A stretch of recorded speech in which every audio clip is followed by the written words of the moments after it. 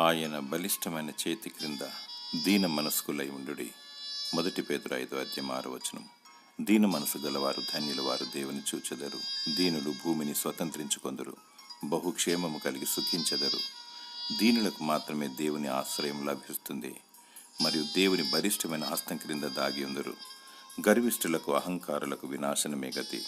అది పతనానికి, నరకానికి దారి తీస్తుంది. దేవునితో సహవాసం చేస్తే దీన మనస్సునిస్తాడు, అది పరలోకానికి దారి తీస్తుంది. దీన మనసు ద్వారానే విజయం లభిస్తుంది. దేవునికి లోబడాలి, అపవాదిని ఎదిరించాలి. అంతం వరకు సహించువాడే రక్షింపబడును. ఆత్మతో సత్యముతో ప్రభువైన యేసుక్రీస్తును ఆరాధించువారు అనేకమైన అద్భుతాలను సవిచూస్తారు. నిత్యము దేవుని యొక్క సన్నిధిని అనుభవిస్తూ ఉంటారు. దేవుడు తన మహిమార్థమై నిన్ను హెచ్చించి దీవించునుగాక. ఆమేన్.